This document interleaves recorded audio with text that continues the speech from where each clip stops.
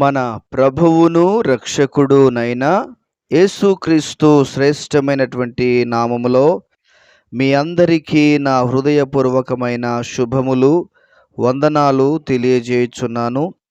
ఈరోజు దేవుని యొక్క వాక్యము న్యాయాధిపతుల గ్రంథము 13వ అధ్యాయము 24వ వచనాన్ని చదువుకుందాం. తరువాత ఆ స్త్రీ కుమారుని కని అతనికి సంసోను అను పేరు పెట్టెను. ఆ బాలుడు ఎదిగినప్పుడు యెహోవా అతన్ని ఆశీర్వదించెను. మరొకసారి చదువుకుందాం.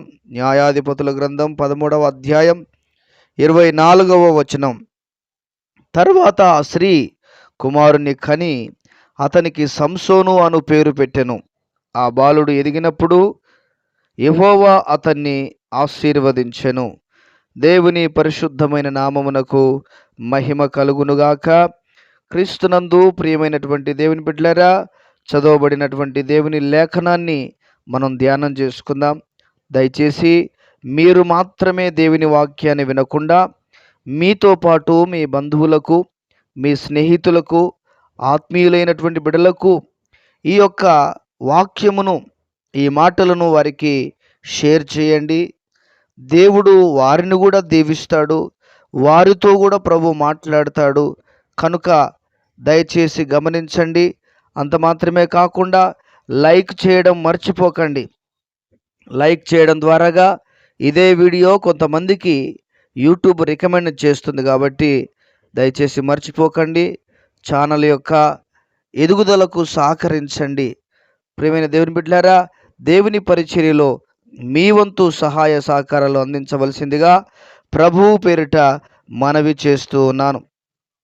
చదవబడిన దేవుని లేఖన భాగంలో మనం గమనిస్తే, ప్రియులరా గమనించండి, ఇక్కడ రాయబడిన మాటల్లో ఈరోజు చెప్పాలనుకున్నటువంటి మాట ఏందంటే, ఆ బాలుడు ఎదిగినప్పుడు యెహోవా అతన్ని ఆశీర్వదించెను అనేటువంటి మాటను నేను జ్ఞాపకం చేస్తా ఉన్నాను. ఇక్కడ శరీర రీతిగా సంసోను గురించి రాయబడింది. శరీర రీతిగా సంసోనుని గురించి రాయబడినటువంటి మాట ఇది. మనందరికీ తెలుసు, మనోహకు అదేవిధంగా అతనికి భార్యకు దేవుడు అనుగ్రహించినటువంటి, దర్శనమిచ్చి మాట్లాడి అనుగ్రహించినటువంటి కుమారుడు శాంసన్. ప్రియమైన దేవుని బిడ్డలారా, సంతానము లేని సమయంలో దేవుడు వారిని దర్శించాడు. దేవుడు వారిని పిలిచాడు.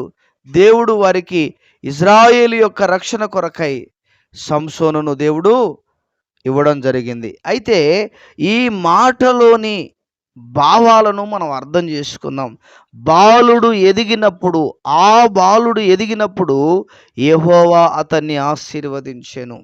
ప్రియమైన దేవుని బిడ్డలారా, ఇది శరీర రీతిగా మనం ఆలోచన చేయకుండా చెప్పబడినటువంటి మాట శరీరానుసారముగానే సంసోను గురించి చెప్పబడింది.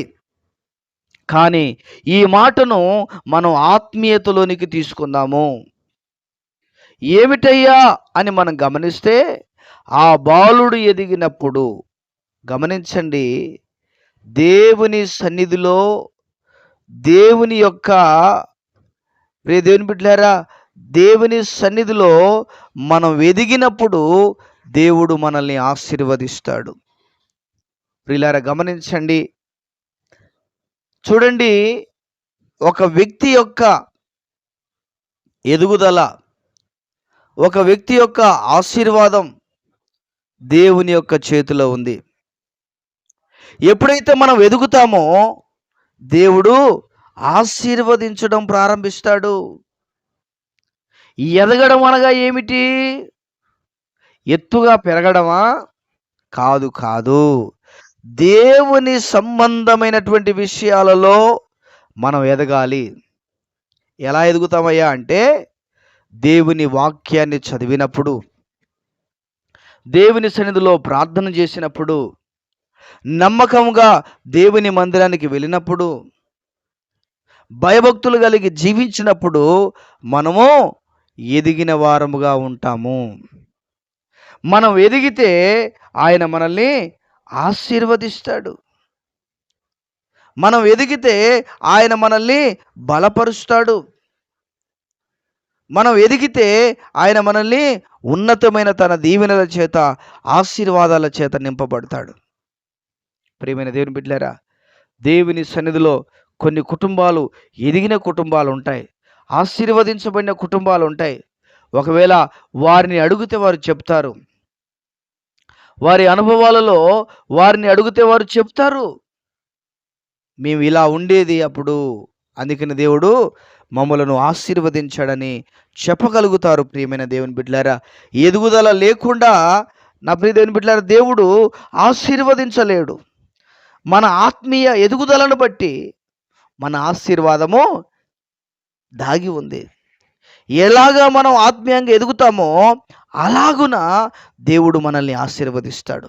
మీరు ఒకటి గమనించండి, ఒక చెట్టు ఎదగడానికి, ఒక చెట్టు పెద్దగా కావడానికి, ఒక చెట్టు కాయలు ఫలాలు కలిగినటువంటి చెట్టుగా మారడానికి నీళ్ళు ఎక్కడ పోస్తామండి మనం? ఏమండి, కొమ్మల మీద పోస్తామా? ఆకుల మీద పోస్తామా? కాదు కాదు. చెట్టు యొక్క మొదట్లో, అంటే ఆ మొదలు ఎక్కడ ఉంటుంది? కింద అడుగు భాగాన, ఏమండి, మట్టిలో ఉంటుంది. ఆ చెట్టు యొక్క కింది భాగంలో మనం నీళ్లు పోస్తే అది వేర్లకు వెళ్ళిపోతూ ఉంది. అదేవిధంగా మనం ఆత్మీయంగా మనం ఎదుగుతూ ఉంటే, ఆత్మ సంబంధంగా మనం జీవిస్తూ ఉంటే, ఆత్మ సంబంధంగా మనం ముందుకు నడుస్తూ ఉంటే దేవుడు మనలను ఆశీర్వదిస్తాడు. దేవుడు మనల్ని ఉన్నతంగా దీవిస్తాడు. ప్రియమైన దేవుని బిడ్డలారా, ఎదుగుదల కావాలి. దేవుని గురించినటువంటి జ్ఞానము మనకు కావాలి. దేవుని గురించినటువంటి భయం మనకు కావాలి. దేవుని గురించినటువంటి భయంతో, భక్తితో మనం ముందుకు కొనసాగాలి. దేవుని గురించిన జ్ఞానాన్ని మనం అభివృద్ధి చేసుకోవాలి. దేవుని గురించిన జ్ఞానాన్ని మనం విస్తృతపరుచుకోవాలి. ప్రియమైన వారలారా, గమనించుదాం. అప్పుడు దేవుడు మనల్ని ఆశీర్వదించే దేవునిగా మనతో ఉంటాడు. దీవించే దేవునిగా మనతో ఉంటాడు. దీవెనకరమైన బిడ్డలుగా మార్చే దేవునిగా మన మధ్యలో ఆయన ఉంటాడు. మన ద్వారా ఆయన మహిమపరచబడతాడు. ఆయన ద్వారా మనం దీవించబడతాము. మన ద్వారా ఆయన మహిమపరచబడతాడు. కనుక ప్రియమైన దేవుని బిడ్డలారా, ఆ బాలుడు ఎదిగినప్పుడు యెహోవా అతన్ని ఆశీర్వదించెను. మనం ఎదిగినప్పుడు కూడా మన దేవుడు మనలను ఆశీర్వదించే దేవుడుగా ఉన్నాడు. అటువంటి కృప భాగ్యమును దేవుడు మనందరకు అనుగ్రహించునుగాక. Amen, amen. దేవుడు మనలను, మన కుటుంబాలను దీవించునుగాక. ప్రియుడైన తండ్రి, పరిశుద్ధుడా, వందనాలు. మీరిచ్చిన వాక్యమును బట్టి వందనాలు. మేము ఎదుగుటకు సహాయం దయచేయి. కుటుంబాలను దీవించు, బలపరచు. యేసు నామములో అడుగుచున్నాము తండ్రి, ఆమెన్. దేవుడు మన కుటుంబాలను దీవించి మహిమ కలిగిన రాకడ కొరకు, రాజ్యం కొరకు మనలందరినీ సిద్ధపరచునుగాక. దేవుడు మనందరికీ తోడయుండి నడిపించునుగాక. Amen, amen.